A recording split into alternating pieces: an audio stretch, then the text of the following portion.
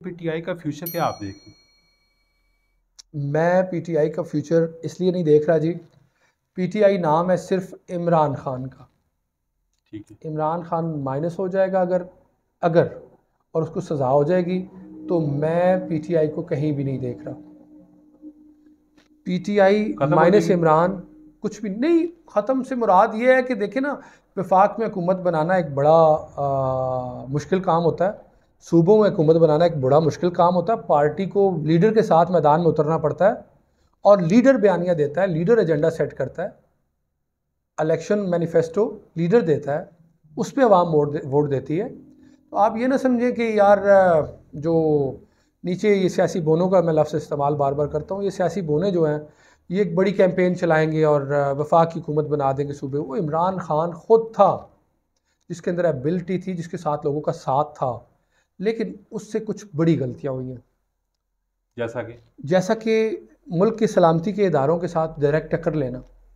इमरान खान को उसके मुशीरों ने शायद इस तरह पुरएतमाद कर दिया था कि इमरान खान ये सोच रहा था कि अब वो इदारों से भी ज़्यादा मजबूत हो चुका है, आवाम सारी उसके साथ है और इदारों में अपनी मर्ज़ी के आर्मी चीफ को लाना, अपनी मर्ज़ी के फ़ैसले करवाना, ये अब वो इस कैपेसिटी में है। इमरान खान ख़ुद ये समझ रहा था कि वो अब ये बासानी कर सकता है। तो मेरे ख़्याल में इमरान खान साहब को और उनके मुशीरों को ये भूल थी कि हमारे इदारे बहुत मज़बूत हैं, हमारे इदारे अपने जो अंदरूनी मामलात हैं उनमें किसी को अलाउ भी नहीं करते कि कोई उनके अंदरूनी मामलात में दखल अंदाज़ी करे। ठीक हो। तो लिहाजा हमारी आर्मी, हमारी आईएसआई, हमारे मुल्क की सलामती के इदारे, मेरा तो उन पर 100% एतमाद है, वो बिल्कुल ठीक काम कर रहे हैं।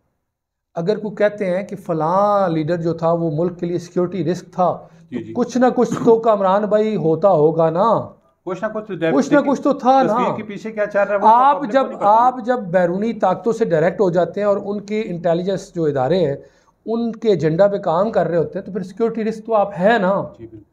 आप चाइना लॉबी में हो या अमेरिकन लॉबी में हो, जो सियासतदान चाइना के लिए काम कर रहा है या अमेरिका के लिए काम कर रहा है, तो सिक्योरिटी रिस्क तो है ना। उसने तो बुनियादी तौर पे अवाम को ये हलफ दिया, अवाम से वादा किया कि मैं पाकिस्तानी अवाम के लिए काम करूँगा।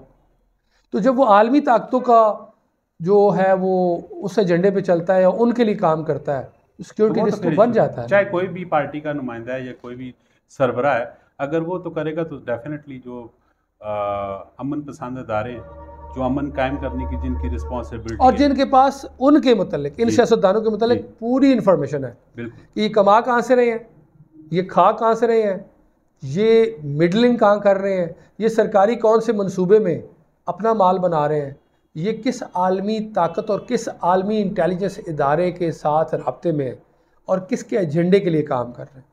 ठीक है, तो फिर माइनस होना तो बनता है।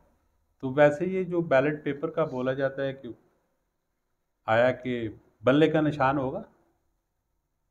देखिए जी, अगर माइनस इमरान अगर हो जाता है तो फिर बल्ले का निशान होगा।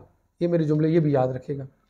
अगर माइनस इमरान हो जाता है, इमरान को सज़ा वगैरह हो जाती है, जैसे भी मैनेज कर रही हैं ताकतें, अगर इमरान खान ठिकाने लग जाता है, सज़ा हो जाती है, तो फिर बल्ले का निशान होगा।